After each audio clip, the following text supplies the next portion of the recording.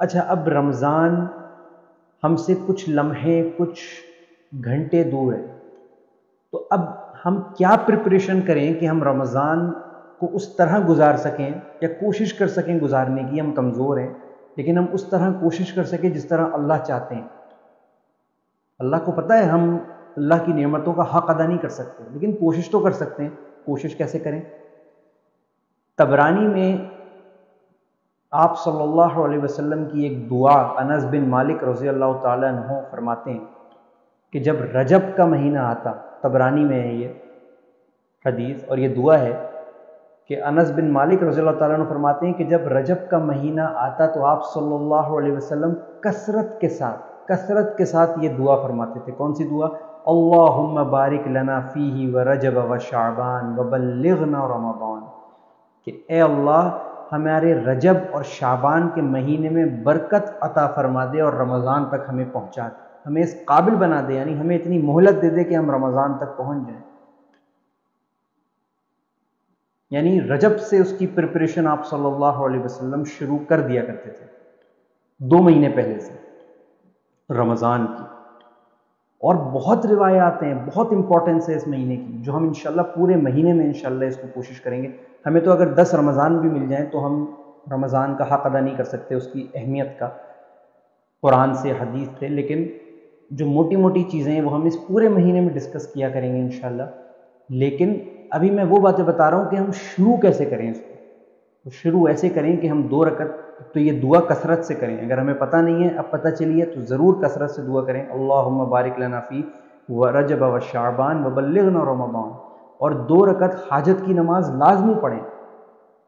اگر ظہر میں، مغرب میں، عشاء میں، تینوں میں نہیں پڑھ سکتے روزانہ تینوں نمازوں میں، تو کم سے کم دن میں ایک دفعہ ضرور پڑھیں یہ جو 4-5 دن ہے، کہ اللہ رمضان تک ہمیں خیریت کے ساتھ پہنچا دے اور ہمیں جو رمضان کے روزے ہیں وہ صحیح طریقے سے رکھنے کی توفیق عطا فرما، خشیت الہی کے ساتھ، آپ کے ڈر، آپ کے خوف کے ساتھ۔ ایسے روزے نہ ہوں کہ ہمیں شرم آئے رمضان کے آخر میں کہ ہم نے رمضان کے ساتھ کیا کیا۔ تو ہم سب ایسے ہی ہیں، اللہ تعالیٰ ہم سب کو یہ صلاۃ الحاجات پڑھنی چاہیے، اس کی پریپریشن کرنی چاہیے، اور جب رمضان آ جائے تو کیا کریں؟ صحیح بخاری 1899، آپ صلی اللہ علیہ وسلم فرماتے ہیں کہ رمضان وہ مہینہ ہے جس میں جنت کے دروازے کھول دیے جاتے ہیں، جہنم کے دروازے بند کر دیے جاتے ہیں، اور شیطان کو جکڑ لیا جاتا ہے، قید کر لیا جاتا ہے۔ اس کی جو ایک پاور ہے اس کو اللہ تعالیٰ ریسٹرکٹ کر دیتے ہیں، روک دیتے ہیں۔ یعنی ایک ایسا مہینہ ہے جو فل آف بونس ہے، فل آف ملٹی پلائر ہے۔ 1 نیکی کی 1000 کا ثواب، 10 نیکیاں کی 1,00,000 کا ثواب۔ 24 گھنٹے، پورا دن، پوری رات فرشتے یہ صدائیں لگاتے ہیں، اللہ کا فرش پہلے آسمان پہ آ جاتا ہے اور یہ صدا لگتی ہے، یہ میں اہمیت بتا رہا ہوں، یہ صدا لگائی جاتی ہے کوئی بخشش مانگنے والا، معافی مانگنے والا، گناہوں پہ توبہ کرنے والا ہے، کوئی اپنی حاجتیں قبول کروانے والا ہے، کوئی اپنے گناہوں کی معافی طلب کرنے والا۔ پورا دن، پوری رات اللہ یہ صدا لگاتے ہیں۔ تو یہ ہمارے اوپر ہے ہم کتنے رسپونڈ کرتے ہیں اس پکار پہ، اس صدا کے اوپر، اس آواز پہ۔ روزوں کی امپورٹنس، اچھا قرآن میں اللہ تعالیٰ پہلے فرماتے ہیں شہر رمضان الذی انزل فیہ القرآن، یعنی رمضان کے مہینے میں روزے رکھنے کا تو بعد میں ذکر ہے، پہلے یہ ذکر ہے کہ قرآن کا ذکر ہے پہلے، تو ہمیں قرآن کی پابندی بھی کرنی ہے، قرآن پڑھنا ہے۔ پورے سال ہمارا قرآن نہیں کھلتا، میں بھی شامل ہوں اس میں۔ اللہ تعالیٰ ہم سب کو قرآن پڑھنے کی، سمجھنے کی، اس کو ترجمے کے ساتھ پڑھیں۔ کتنا ایزی ہو گیا ہے آج کل، سب چیزیں اویلیبل ہیں، اردو میں ترجمہ اویلیبل، جس مرضی آپ مفسر کا، محدث کا، جس کا پڑھنا چاہتے ہیں آپ اس کا پڑھیں، لیکن پڑھیں، اردو میں پڑھیں قرآن کو۔ ہم اس کو 7ویں 8ویں روزے میں شروع کرتے ہیں،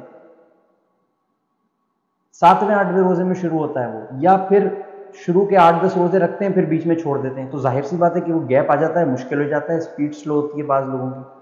تو پہلے روزے کو پہلا سپارہ کمپلیٹ کرنا ہے انشاءاللہ۔ یہ نیت کرنی ہے، دوسرے روزے کو دوسرا، اس سے برڈن نہیں ہوگا. آپ اسکپ بھی کر دیں گے نا، کوئی اللہ نہ کرے کوئی ایسی بات ہو گئی ہے، کوئی خوشی والی چیز ہو گئی ہے، آپ سے رہ گیا، تو پھر آپ کو مشکل نہیں ہوگی ایک آدھ سپارہ ایڈجسٹ کرنے میں.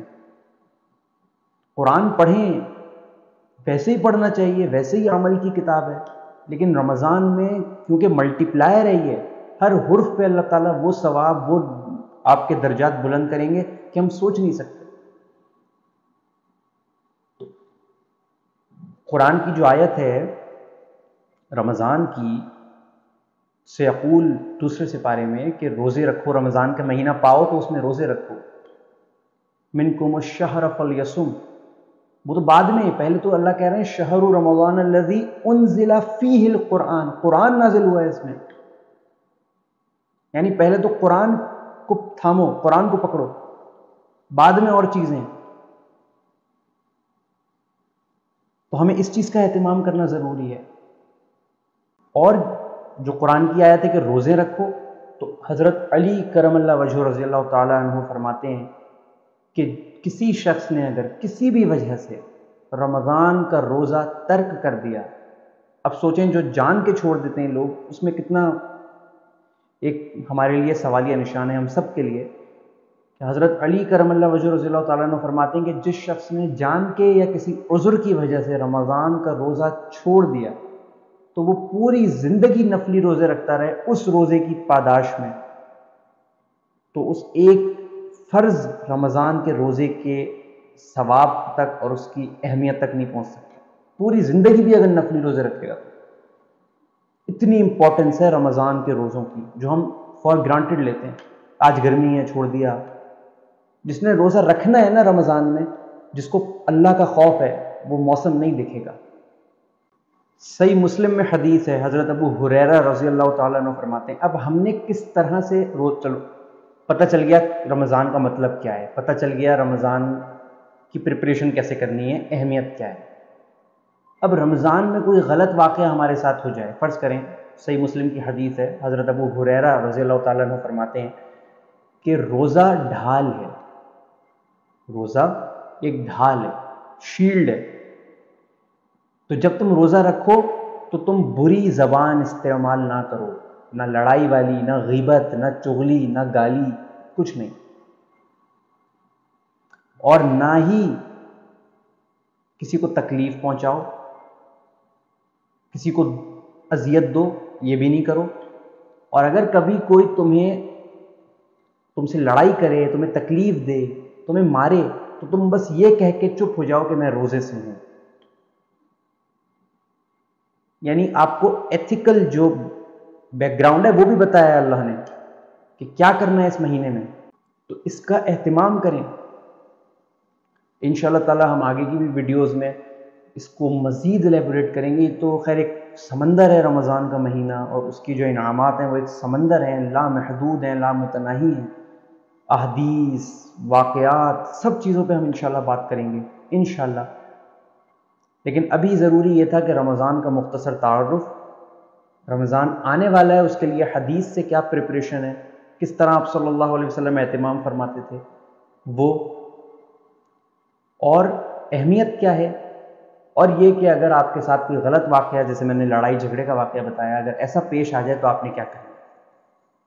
اللہ تعالی ہم سب کو رمضان کی ساعتیں، راتیں، روزے نصیب فرمائے، اور خیر و عافیت کے ساتھ نصیب فرمائے. اور رمضان کے بعد عید کی خوشیاں اور رونقیں سنت کے حساب سے منانے کی توفیق عطا فرمائے.